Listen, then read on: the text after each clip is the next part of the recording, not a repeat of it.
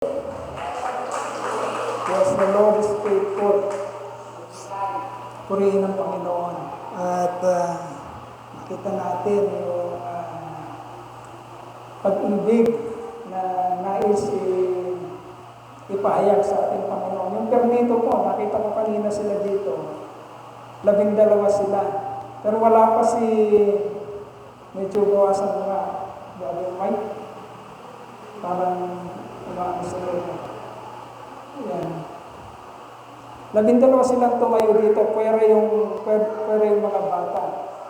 So, kung nandito si Ernesto, si Marian, at si Joel, at pag lumaki na yung mga bata, actually yung mga malalaki pa lang, 15 po sila. At yung 15 mga kapatid, bilang na to ng isang church. Ang rule sa, ewan ko kung sa Southern Baptist lang, sa ating convention, i-consider kang isang church kapag ikaw ay umabot sa bilang ng mananampalataya na nag-a-attend, na aktibo, ay umabot na sa 15. Pwede ba natin sara yung Ate Mia? Parang ang lakas ng sa labas. Yung pintura.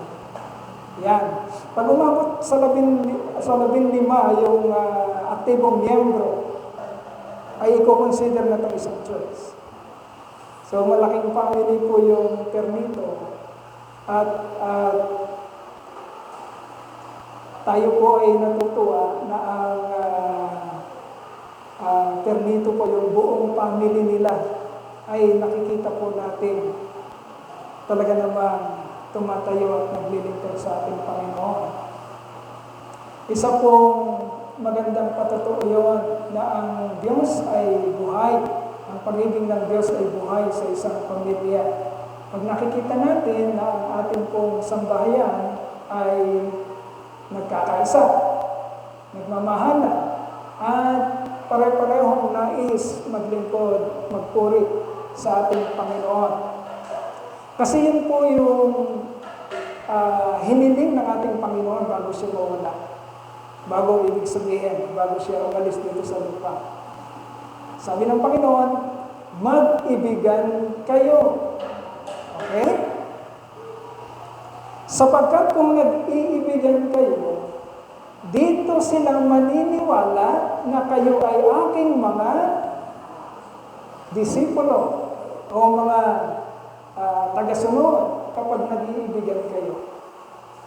So malaking encouragement po sa ating mga kapatid na sa ating sambahayan ay kailangan merong pagkakaisa. Sapagkat hindi po tayo lubusang magkakaroon ng kapangyarihan na mawin. Ano ba yung mawin sa Tagalog? Maakit ang sanlibutan kung mismo po sa ating sambahayan ay merong kaguluhan. Okay? So, mapalad tayo mga kapatid, sa ating iglesia ay natatagpuan natin ang pag-ibig ng Diyos sa pamamagitan ng pagkakaisa ng pamilya. So, isang patotoo po yun sa atin. At kanina inawit sa ating po praise and worship team. Ano yan? Pinagsisigawan natin, His love endures forever. His love endures forever. At bago tayo nagsimula, nirecite natin paulit-ulit, His love endures forever.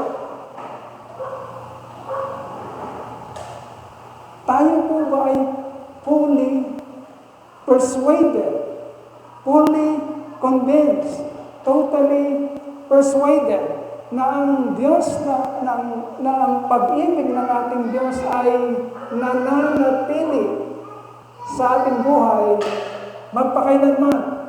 Are we, Total Life Christian Church, are we persuaded? Amen? Yan. Sapagkat napaka-importante po yun sa ating Panginoon. Na tayo ay tunay na kumbinsido sa kung sino siya at kung anong ginawa niya. Mga kapatid, sa langit, pag tinanong tayo at sinabi, bakit kita tatanggapin dito? Sasabihin natin, kasi sumasampalataya ako sa iyo, Panginoon. Bakit ka sumasampalataya sa akin? Kasi sumasampalataya ako sa iyo. Bakit ka na sumasampalataya sa akin? Basta sumasampalataya ako sa iyo, hindi ko tatanggapin yun sila.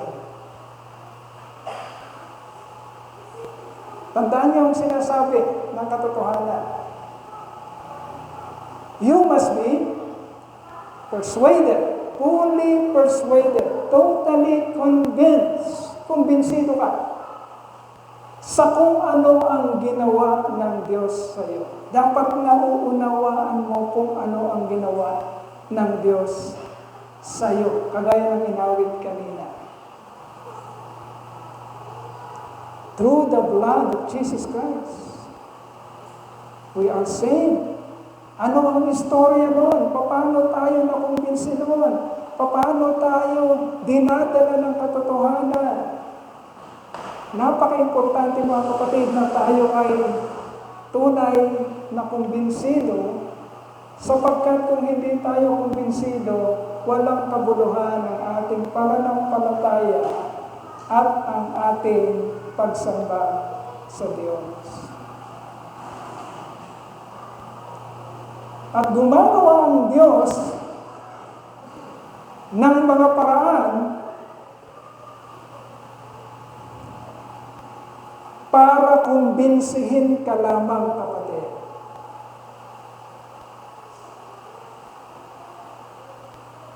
Sa paglipas ng taong 2023, gumawa ang Diyos ng mga bagay na kailangan makapagkumbinsi sa atin kung sino siya at kung anong kaya niyang gawin para sa ating buhay. 2020, 2021, 2022, dumaan ang mundo sa pandemic.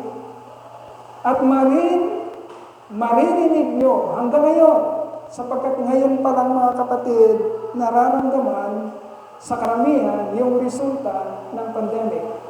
Okay?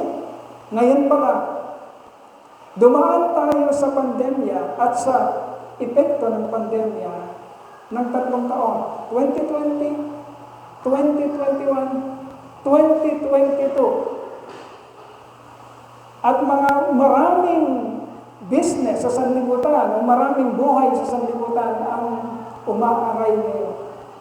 Nagsasarado, nalulugi, nawawala sa sirkulasyon. Kapatid,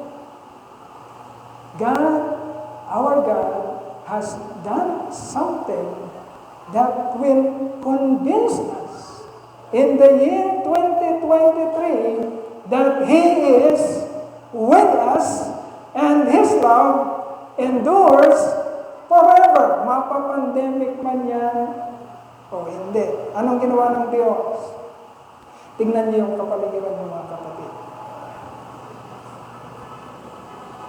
Binigyan tayo ng mensahe ng Panginoon sa simula ng 2022. Ano ang title ng tema natin? Possessing the Promise. Ang pagkuha, pag-angkin sa ipinangako niya, bagamat imposible ang mga sitwasyon. Imposible ang mga pagkakataon. Wala tayong kaalam-alam, hindi natin sinasadya, hindi natin inisip. Nagbigay ang Panginoon ng isang mensahe na ang pamagat ay possessing the promise. Pag-angkin, pagkuha sa kanyang mga ipinangako. Wala tayong hawak. Kahit tingnan niyo yung records ng ating kaban, ng ating accounting, wala tayong hawak na malaking finances, o ano pa. Sa pasimula ng mensaheng binigay ng Panginoon. But God is an amazing God, and He can do the impossible things na sa akala natin ay hindi mangyayari. Kaya niyang gawin. And He did it in our eyes. And you must be convinced. Nakakalungkot kung nakikita mo ang ginawa ng Diyos, na mamanas mo ang kanyang kadakilaan, pero hindi ka nakukumbinsi. Okay? Kung hindi ka namamangha sa kakayanan ng Diyos,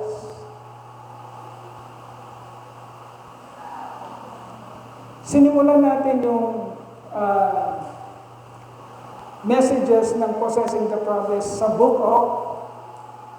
of Joshua. Okay? Yun ang last nating ilalagay dito ngayon. Yung farewell party. Okay? Farewell party. O kumbaga, farewell speech ni Joshua sa kanyang mga nasakupan o pinamahalaan ng mga Israelita. Nakakalungkot ang istorya, mga kapatid, na sa kabila ng napakatitinding mga milagro na ginawa ng Diyos para kumbinsihin lang ang isipan at ang puso ng Israel para ibigay sa Kanya ang dalisay na pagpupuri at pagsamba, hindi ito pinansin ng mga Israelita. Naglaho ito na parang wala silang na-experience. Ayaw nating mangyayari yun sa atin, mga kapatid.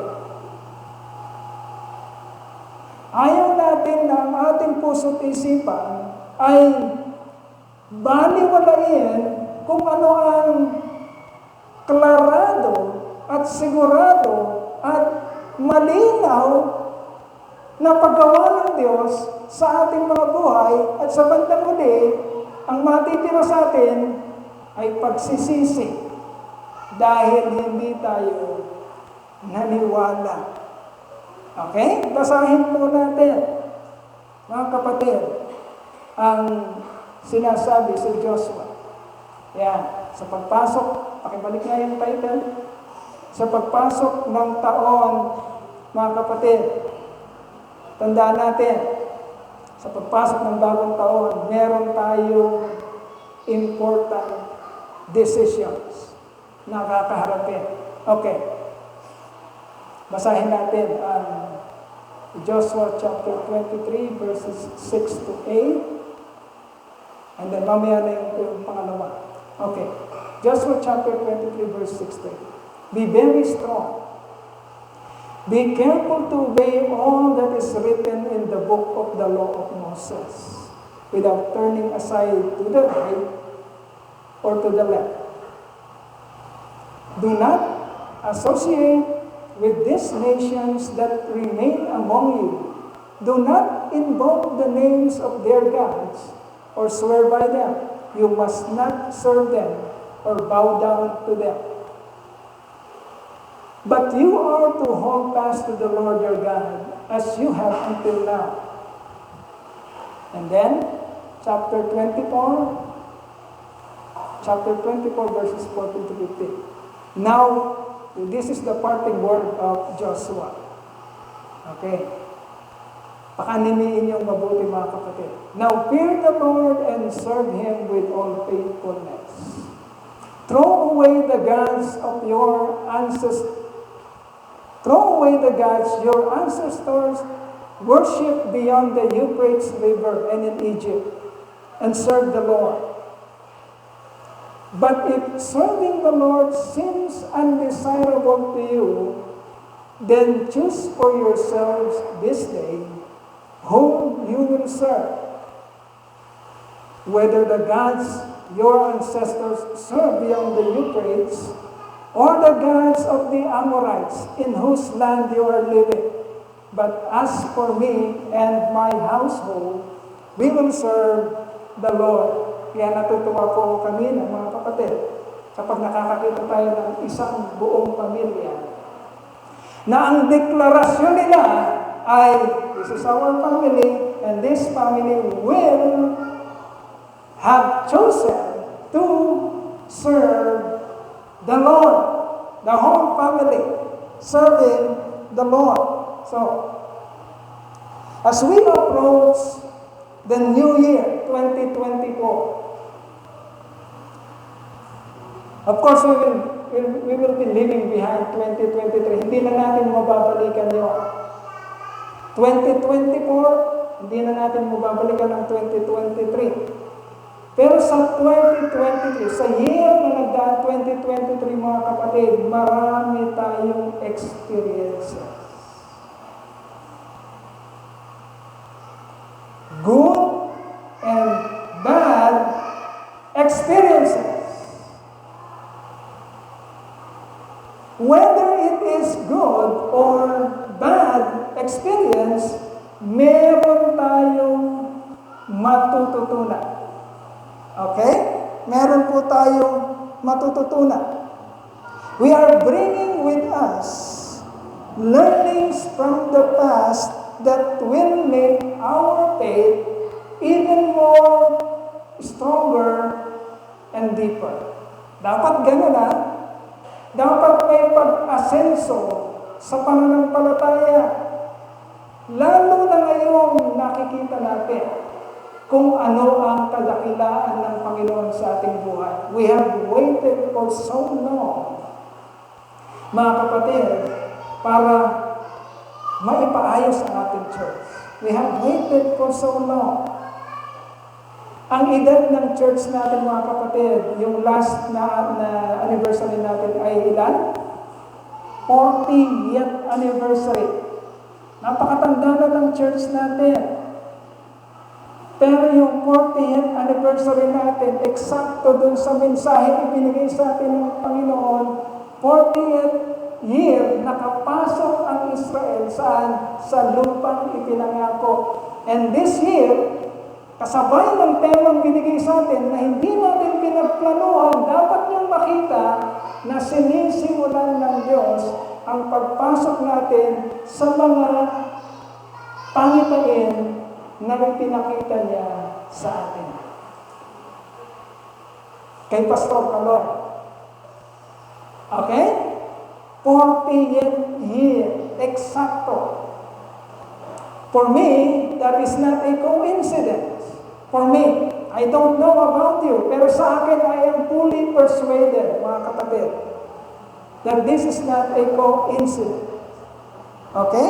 Kaya, yung 2023, kailangan malinaw sa atin kung anong ginawa ng Lord sa 2023. But there are also bad things that has happened.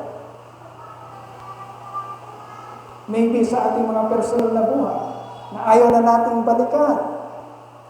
The experience of joy and blessings because of our obedience must be continually pursued.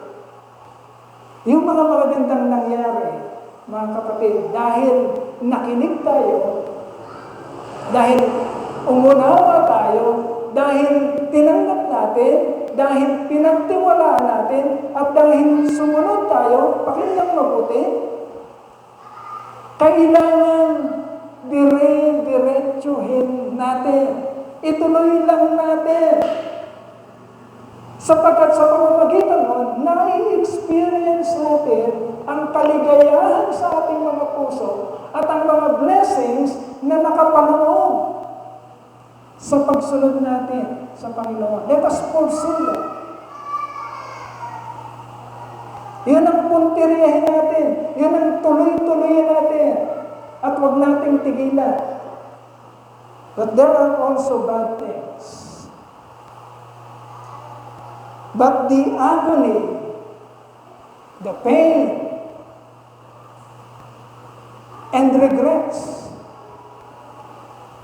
because of the consequences of our disobedience, must be totally restricted. Huwag nating papasukin sa ating buhay.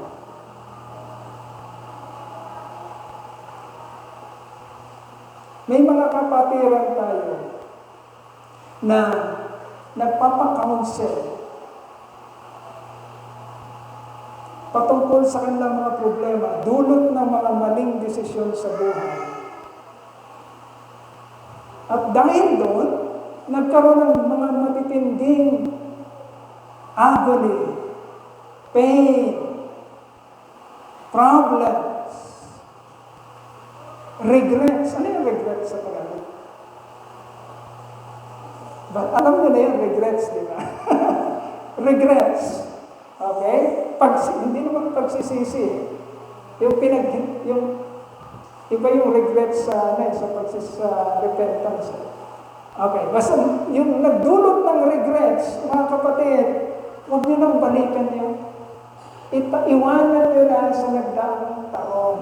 Ang alalahanin nyo lang at ipagpatuloy ay yung mga pakikinig, paniniwala, pagtanggap, pagsunod sa mga mensahe ng Panginoon na nagdulot po sa atin ng mga biyaya at kaligayahan sa ating puso.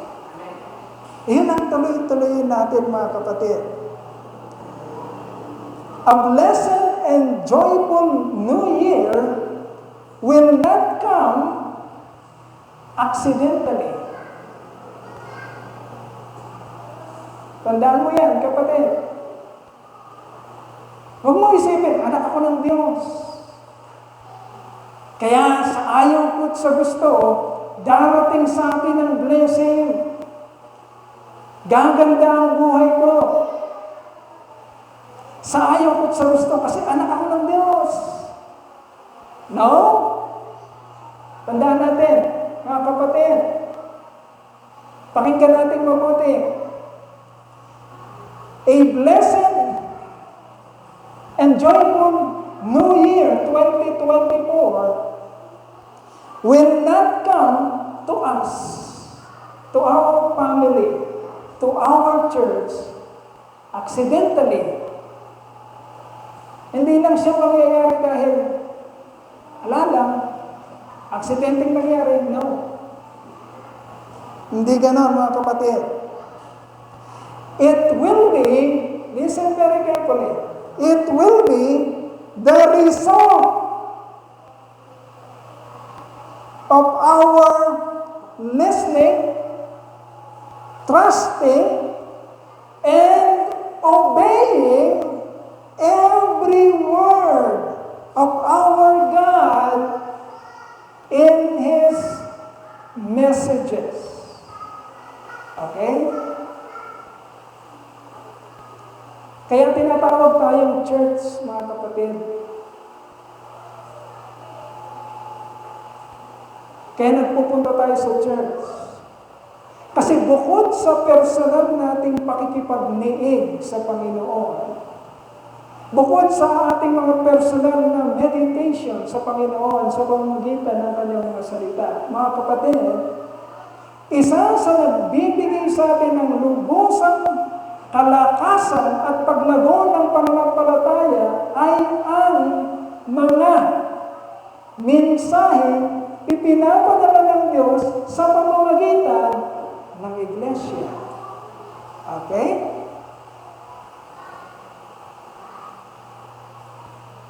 So malaking parte, napakalaking parte ng pagdaluyong, pagbagsak, pag-ulan ng pagpapala at ng kaligayahan natin sa ating buhay personally and corporately as a church ay sa pamamagitan ng pakikinig, paniniwala, at pagsunod sa mensaheng ibinibigay ng Diyos sa iglesia.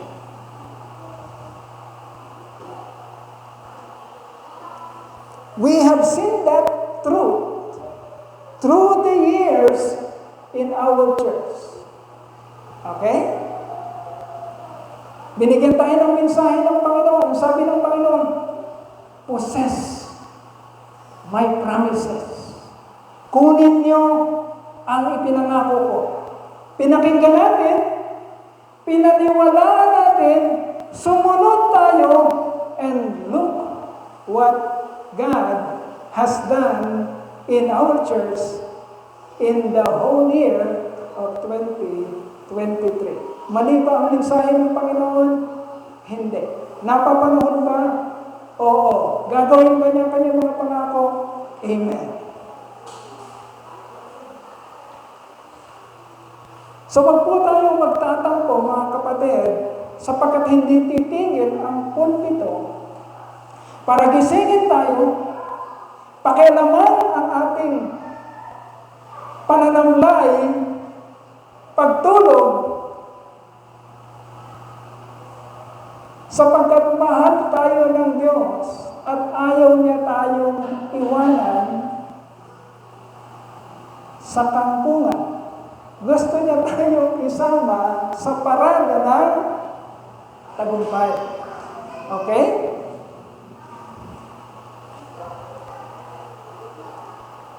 Our God never changes. His message is plain and simple. Hindi niya binabago ito. Huwag niyong sabihin na ang message ng Lord sa Old Testament ay hindi na kailangan sa New Testament. No? Kaya hindi tinatanggal ang Old Testament at ikinabit sa New Testament sapagkat meron silang kinalaman sa isa't isa. Okay? Our God never changes. His message is plain and simple, both yesterday and today. Kaya babasahin natin yung sinasabi sa Deuteronomy chapter 11, verses 26 to 28. Naisulat ba? Yan. Deuteronomy chapter 11, verses 26 to 28 says, Behold, Ate Bia, okay. Pakikalmado muna yung mga bata para hindi tayo... Okay, Deuteronomy chapter 11 verses 26 to 28 says, Behold, I set before you today a blessing and a curse.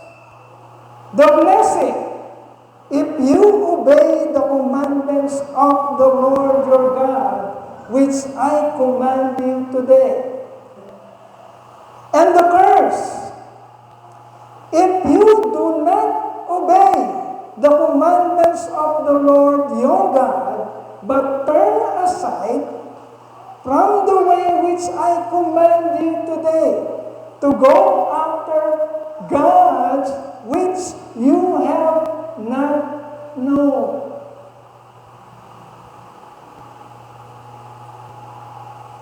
So every one of us, my dear brothers, not only us, but every human beings faces big choices every day. Important choices. Na sa ayaw natin at sa gusto, ay gagawin natin ang desisyon sa araw-araw. Minsan oras-oras, minsan minuto. Lagi tayong nagde-decide. Each choices may seem, para sa atin, maliliit lang. Wala na. Trivial lang naman yan. Magde-decide tayo, akala natin maliliit na desisyon sa ating buhay. Wala, hindi naman importante. Sige, hanap. Each choices may seem small for you, but together, pag pinagsama-sama yung mga desisyon na yun, mga kapatid, dalawa ang kinakapuntahan nyo. Dalawa ang result nyo. Okay? Yung mga desisyon natin, na akala natin minsan ay maliit lang. Kunyari mo, nasa computer ka, nag-aaral ka, biglang may nag-pop up na pornography, hubad na katotohanan. Habang nag-aaral ka, magdidesisyon ka ngayon. Akala mo, trivial lang yun. Akala mo, wala lang yun, hindi importante. Ano ang magiging desisyon mo kapag ka biglang may lumalabas na gano'n? Anong desisyon mo? Tanggalin or tignan ko kaya sandali? Wala naman nakakakita sa akin. Tignan ko nga sandali. Ano bang scandal?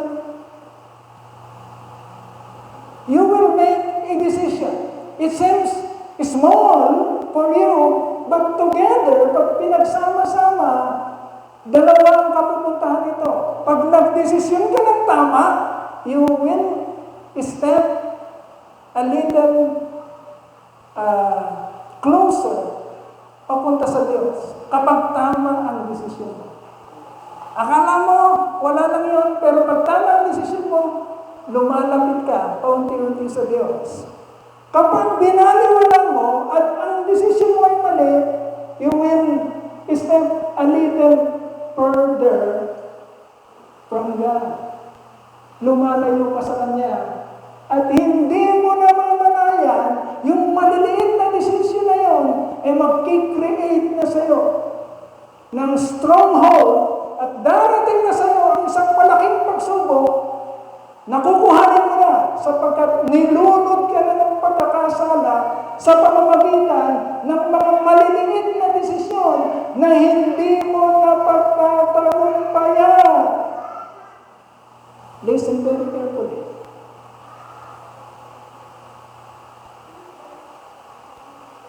Akala mo wala lang yun.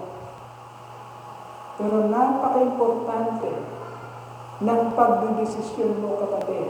Saan ka papunta sa bawat desisyon ginagawa mo? Walang random sa mundong ito, mga kapatid. Walang aksidente. Wala. Lahat may kinalaman. Papalapit ka ba sa Diyos? O papalayo ka sa Diyos?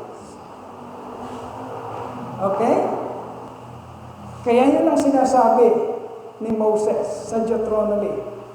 I have set before you today curse and blessing. Do not ignore.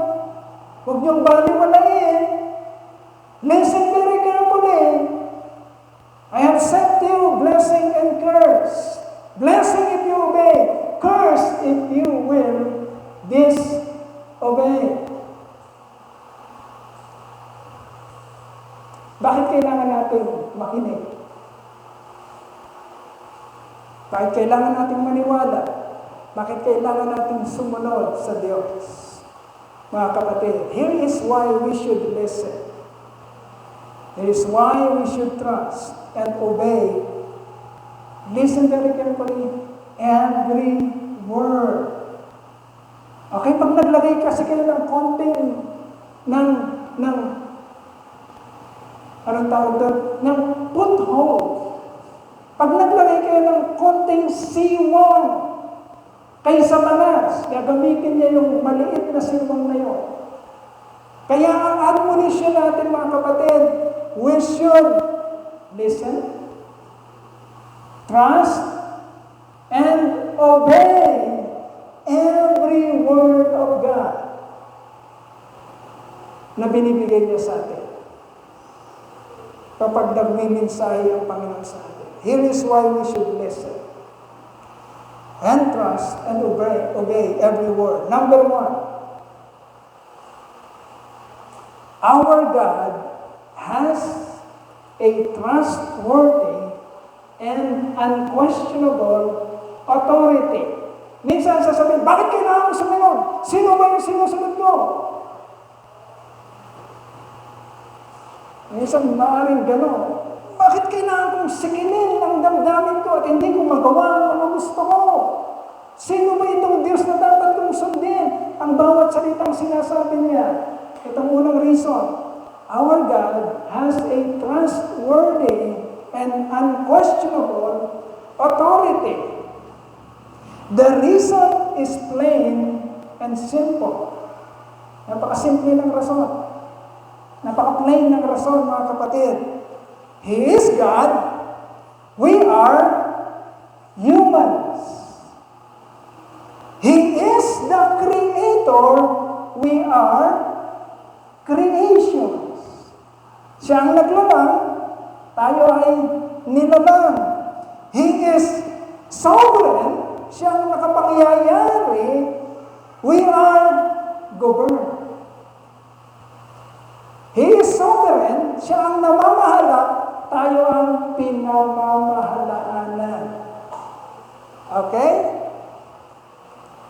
He controls. We are being controlled. He is transcendent. Hindi siya mapipigilan. He is transcendent. Hindi siya kayang pigilan ng time and space. But we are confined. We are contained. Nandun lang tayo sa isang tabi. Napipigilan tayo ng panahon, ng oras. Napipigilan tayo ng space. But our God is not. He is transcendent. He is supernatural. We are natural. He is omnipotent. Kaya niyang gawin ang lahat. We are limited. Okay? Inaalam natin ang katotohanan na ba't kailangan natin makinig sa Kanya.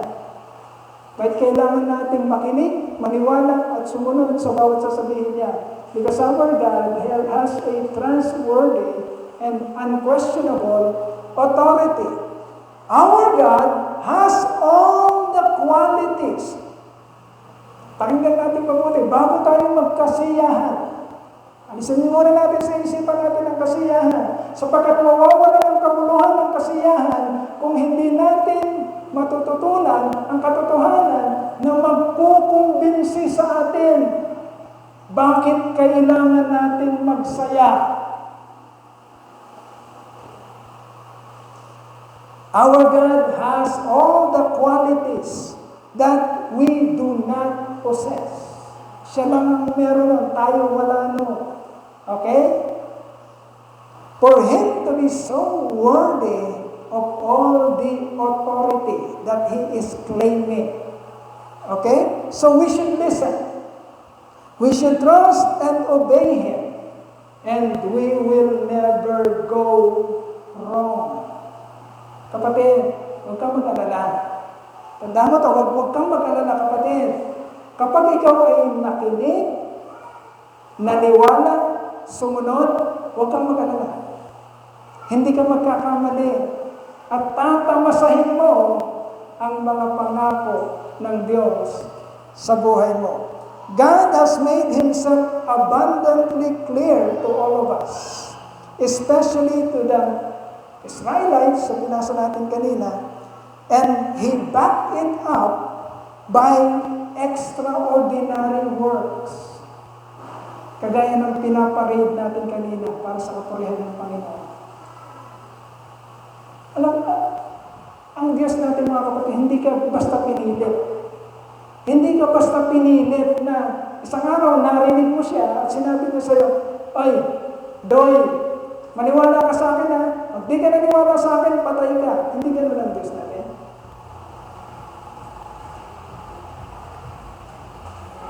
Ipinaliwanag niyang mabuti. He made Himself very clear sa atin para i-persuade tayo, para pahangain tayo, para i-amaze tayo. Binaback up ng Lord ang Kanyang claim sa pamamagitan ng pagpapakita sa atin ng Kanyang mga gawa. Kaya tayo nakukumbinsi dahil binaback up ng Diyos ang Kanyang mga sinasabi kanyang mga milagro. Kagaya ng ginawa niya sa Israel. He backed it up by His extraordinary works. The 10 plagues in Egypt, remember?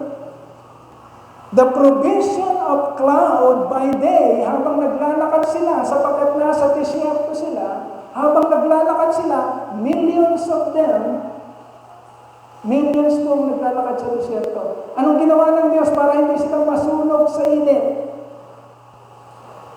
Sinusundan sila ng cloud by day. Okay, kasi wala silang sisilungan. Nasa disyerto, sinusundan sila ng Diyos ng cloud by day. At sa gabi naman, napakalamig. Anong ginagawa ng Diyos? Binabakuran sila ng pillars of fire. Kung tayo kaya ang nasa panahon na yun, malamang ganun din tayo kagaya sa Israelita. Hindi tayo makumbinse. Malamang ganun din. Pillars of fire by night. Wala silang iinumin nasa disyerto. Sinundan sila ng tubig. Okay? Water in the desert. Ganun ang Diyos mag-back up ng kanyang salita. Hindi lang siya puro salita. Sisiguraduhin niya na pag di ka naniwala sa Kanya, problema mo na yun. Okay? Sisiguraduhin ng Diyos na pag pinarusahan ka, problema mo na. Kasi pinakita niya sa iyo lahat, pero pinili mo pa rin na hindi maniwala. Water in the desert, bread from heaven, manna, remember? Manna, wala silang pagkain, binuhay sila ng Diyos, sa nanggagaling ang tinapay, mismong sa langit. Manna, every day. At ang pinakamatindi, nung sukol na sila ng mga Ehipsyo, papatay na sila, binuksan ng Diyos at tinuyo ang dagat para makatawid sila sa dagat ng Tambo. Red Sea. Okay? Ganon mag-back up ang Panginoon. Sa panahon ng ating Panginoon Jesucristo para sa atin, in Jesus' day, the turning of water into wine sa kasalan sa Cana. That is the first miracle Jesus has done. Okay? The feeding of 5,000 in 2 occasions sa dalawang ibang okasyon. The feeding of the 5,000. The healing of the sick. Ang pagbuhay sa isang namatay na. Sino siya? Lazaro. Huwag natin kalimutan, mga kapatid. We are so amazed of anything, invention ng tao, kung ano bang technology, madali tayo ma-amaze ng science. Pero bakit hindi tayo na-amaze sa supernatural act of God na hindi kayang ipaliwanag ng siyensya at hindi kayang gawin o kopyahin ng siyensya? The rising up of the dead to life and the resurrection of our Lord Jesus Christ na hinihintay natin. Okay? Iyon ang ating ultimate hope dito sa lupa. Yung makagaya tayo ng ating Panginoong Jesucristo. Na kahit namatay na tayo, ay kaya tayong ibangon muli ng Panginoon, resurrected, para makasama siya sa buhay na walang hanggan. It looks so clear to us. How can anybody miss the point and make wrong decisions of questioning the authority of our God, questioning the authority of our Lord Jesus? Nawa, mga kapatid, hindi natin nagagawa yung ganong pagkakamali. Tinuturuan tayo ng Panginoon. Huwag mong baliwalain. Lalo na, young people, mga kabataan. Madali tayong mabighani ng sanlibutan. Madaling marahuyo o madala ang ating puso, ang ating damdamin, ang ating isipan sa mga bagay na pansumandali lang, temporal, at iniiwan natin, nagdidesisyon tayong iwanan ang ating pananampalataya sa ating Panginoon. Do not make that mistake. Huwag na huwag mong gagawin yun, kapatid. Nagbi-build up sa mga maling desisyon na yun, nagbi-build up ang iyong curse, sumpa, na magdudulot sa iyo ng matinding consequence. Kahit na i-ignore mo ng iyon, wala mong mangyayari, maghintay ka. Sapagkat hindi nagbibiro ang Diyos. I have set before you curse and blessing. Curse in every disobedience. Blessing in every obedience. Okay, number 2. Bakit natin kailangan makinig? Here is why we should listen and trust and obey. Number 2. Our God has a perfect, pure, and sincere motive. Our God has a perfect, pure, and sincere motive. Napaka-inaw, perfecto, ng dahilan niya, kapatid. Bakit kanya binuhay? Tatanungin natin ang ating sarili. Kailan nagkautang sa atin ng Diyos?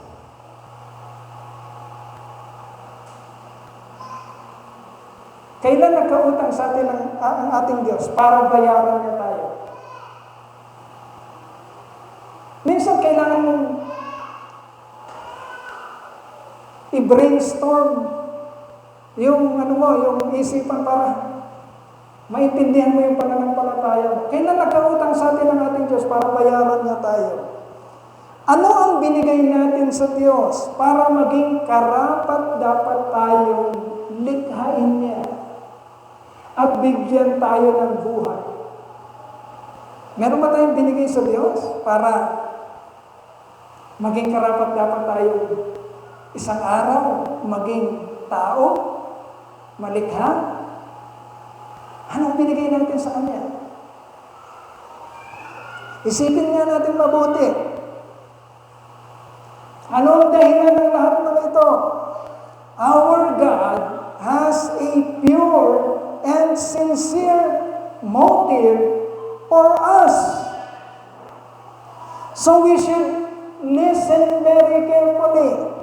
We should trust Him and obey His words. Listen very carefully. He created us, ginawa niya tayo, to display to us an unconditional love. Okay? Napakatindi mo, kapatid. Ginawa ka ng Diyos para ipakita sa iyo at ipakita sa mga spiritual being sa sangkalangitan at ipakita sa madlang people ang isang klase ng pag-ibig na unconditional, ang isang klase ng pag-ibig na hindi mo naman deserve. Okay? Hindi mo deserve. Kailangan maunawaan natin yon. You should, or we should truthfully and willingly say to ourselves, kailangan makatotohanan at buong puso nating masabi, makatotohanan sa ating sarili, I do not deserve this kind of life and this kind of love na pinapakita ng Diyos sa akin. Kailangan malinaw sa iyo yun, kapatid, para hindi ka mayabang, na kahit na anong narating mo na kahit na anong achievements mo na kahit gano'ng kakagwapo, kaganda, kahusay sa mundo ito, dapat makatotohanan mong kayang sabihin, na iunawaan mo mabuti, at masasabi mo, you know what? I do not deserve this kind of life and this kind of love that God has given me. Bakit kailangan mong makatotohanan masabi yan, kapatid? Because realizing this truth is the beginning of true faith, true joy, true wisdom, and true worship to God. Kailangan persuaded ka, kailangan kumbinsido ka, na tumatamasa ka ng isang klase ng buhay at tumatanggap ka ng isang klase ng pag-ibig na hindi mo naman deserve. Okay? Doon mo makikita bakit kailangan mong makinig sa Kanya. Bakit kailangan mong maniwala sa Kanya. Bakit kailangan mong sumunod sa Kanya. Because you are experiencing a kind of love and a kind of life that you do not deserve. Because our God has a perfect, pure, and sincere motive. Bakit ka na binuhay? Bakit ka nandyan ngayon? Bakit ka nakakatayo? Bakit ka nakakapagsalita? Bakit ka nakakakain? Bakit tayo magpipiging mamaya? Bakit tayo mag-i-enjoy sa buhay nito? Because God has a perfect, pure, and sincere motive. Bakit kanya nila? And lastly, we will close with this last point. Here is why we should listen, trust, and obey every word of God He gave to us. Number 3, because our God has a good and righteous purpose in our life. Babasahin natin yung tatlong verse. Okay? At doon pa lang, pinaliwanag na ng Lord ano ang purpose niya. Jeremiah chapter 29 verse 11. Here is the purpose and plan of God for you. Para makinig ka sa Kanya. Para maniwala ka sa Kanya. Para matutunan mong sumunod sa Kanya. Ito ang plano niya sa iyo, kapatid. Jeremiah chapter 29 verse 11. For I know the plans I have for you, declares the Lord. Plans to prosper you and not to harm you. Plans to give you hope and a future. Kapatid, napakatindi mo. Hindi pa nagsisimula ang sanlibutan, may plano lang ang Diyos sa iyo. God plan to prosper you. Huwag kang matatalo lang ng mga problema. Kung mananampalataya ka, kung anak ka ng Diyos, kung ikaw ay hinirang, huwag kang matatalo lang kung ano-ano. Huwag kang magsaself-pity. Huwag kang tatakbo sa laban. Kapatid, hindi pa man nagsisimula ang sanlibutan. God has a plan for you.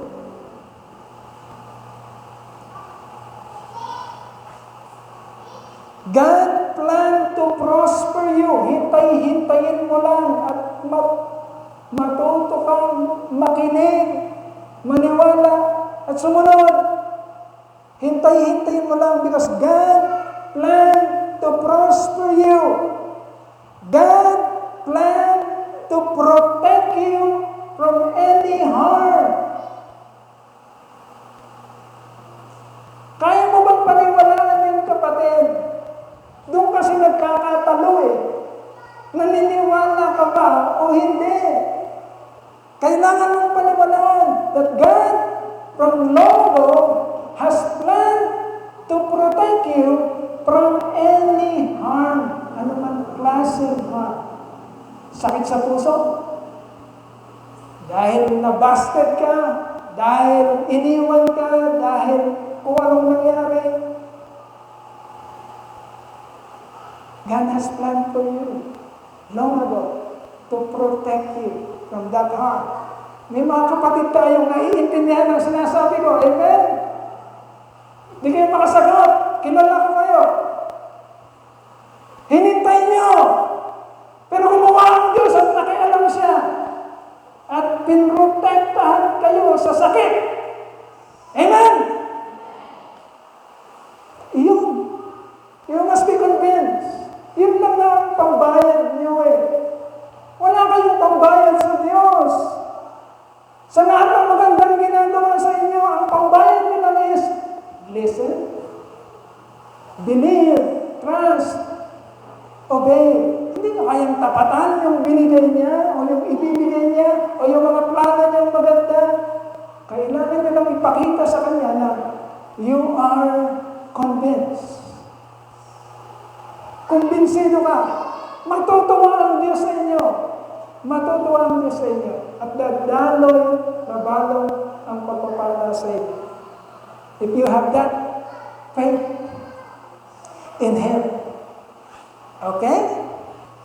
To give you hope, God has planned to give you hope, pag-asa, and to give you a bright future. Maganda ang kinabukasan mo, kapatid.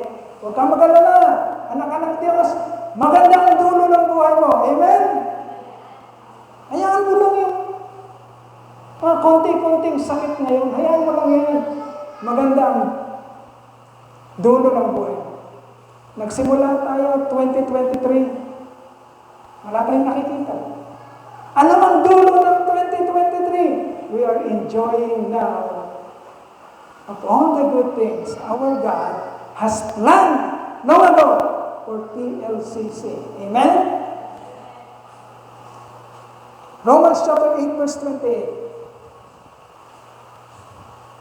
And we know that in all things, God works for the good of those who love Him, who have been called according to His purpose.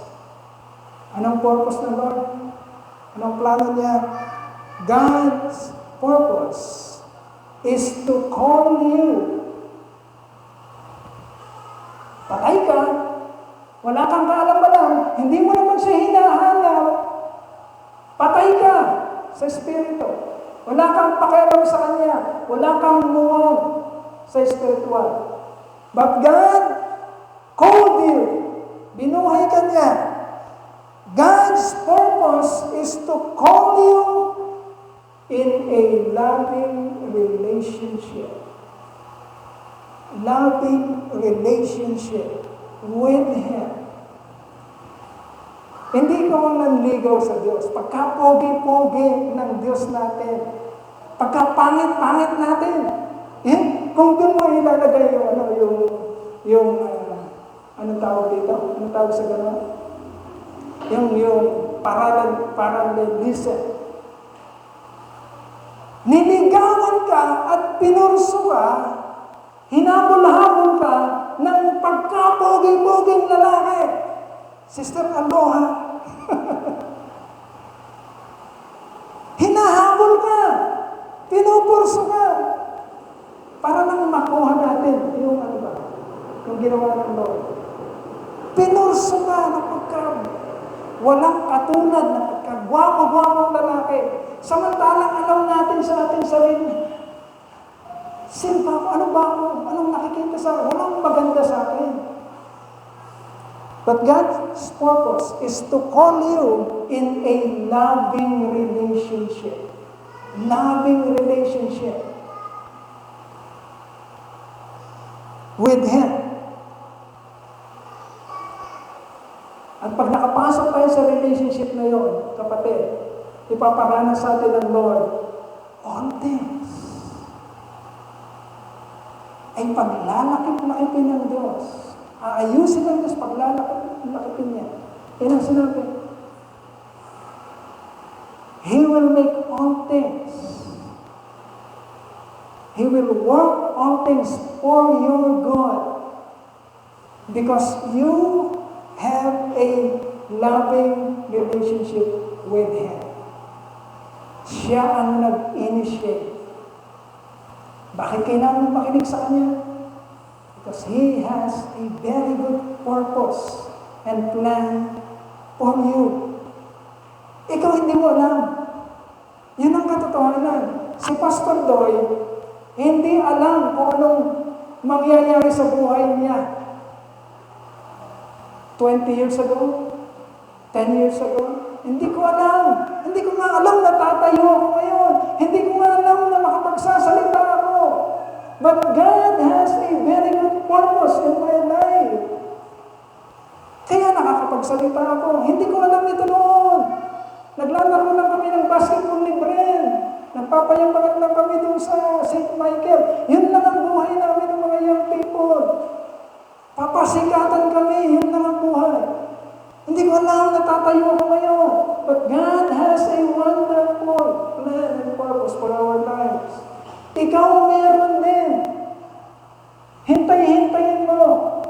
Because nagdesisyon siya na tawagin ka, ipurso ka, buhayin ka, para bigyan ka lang ng isang loving relationship na hindi na niya bibitawan kailanman. Kay Jesus Christ, merong forever. Okay? Hindi niya bibitawan yung relationship na yun. He will make all things work together for the good of those He has been called. Okay? For a loving relationship with Him. And then lastly, last verse. We will close with this. Ephesians chapter 2, verse 10. For we are God's handiwork. For we are God's workmanship, created in Christ Jesus to do good works, which God has prepared in advance for us to do. Okay. Bakit kailangan mong makinig sa Kanya? Bakit kailangan mong maniwala sa Kanyang sasabihin? Bakit kailangan mong sundin ang bawat sasabihin niya? Because God's intention for your life is to create a workmanship, a masterpiece of good works. Kaya hindi ako makapaniwala sa mga taong nagsasabing Kristiyano. Pero hindi mo mababanaan ang trabaho ng Diyos sa kanilang buhay. Tandaan mo, kapatid, listen to this.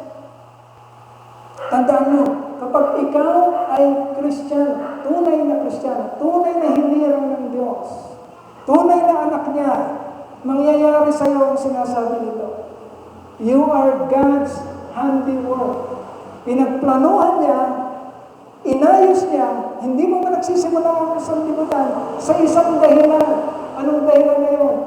Gagawin ka niya mainam. Okay? God's intention is to create a workmanship in your life, a masterpiece of good works, by joining this life, para i-combine ang buhay na ito, by joining this life to the life of our Lord Jesus Christ. Okay? For His glory and His honor. So meron kang decision making. Kapatid, dumaan yung 2023. Kapatid, habang nagmamature ka, habang nakikita mo kung paano nagtatrabaho ang Panginoon, habang namamalas mo kung paano niya binaback up ang kanyang mga salita sa pamamagitan ng mga wonderful workings, extraordinary workings of God na hindi mo maunawa kung paano nangyayari. Meron kang decision making sa pagpasok ng 2024, kapatid. So to begin your new year, 2024, you should decide to start once again, start listening, start trusting. Kung gusto mo yung 2024 mo ay maging joyful at blessed blessed, abundant. Kapatid, walang ibang sekreto. Ang sekreto is, you should start listening, trusting, and obeying His words. Huwag ka na humanap ng ano pang quotation sa sanlibutan. Ganito ang gagawin ko para gumandang buhay ko. No. Wala ibang sekreto. Kukunin mo lang ang kasagutan sa naglalang sa'yo. Dahil hawak niya ang manual ng buhay mo. Okay? Huwag kang kumuha sa iba. Kumuha ka sa naglalang sa'yo, sa ating Diyos. You should start listening, trusting, and obeying His words, and you will never go wrong in your 2024. Okay?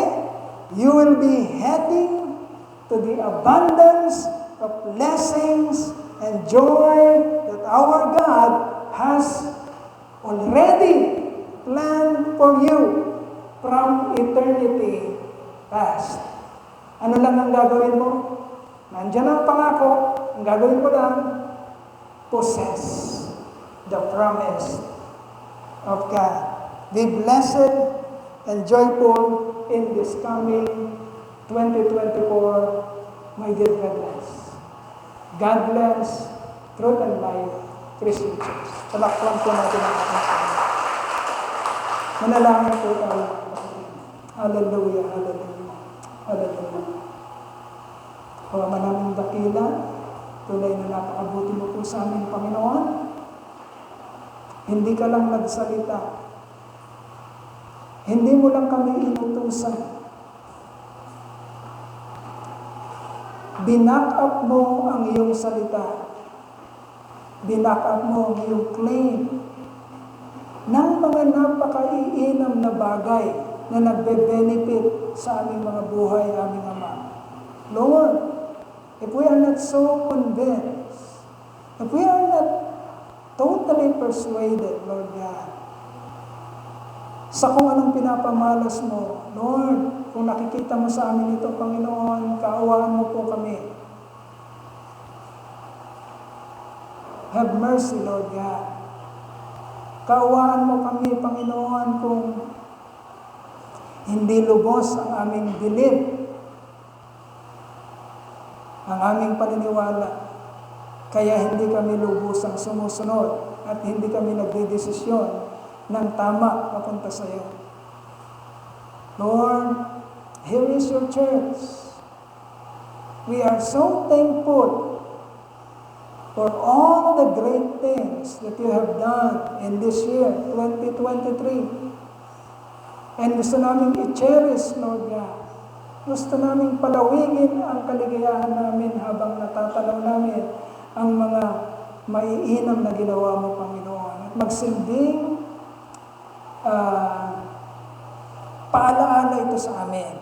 Kung sino ka, kung anong kaya mong gawin, at kung anong pwede naming matamasa kung kami makikinig, maniniwala, at susunod sa iyong mga salita.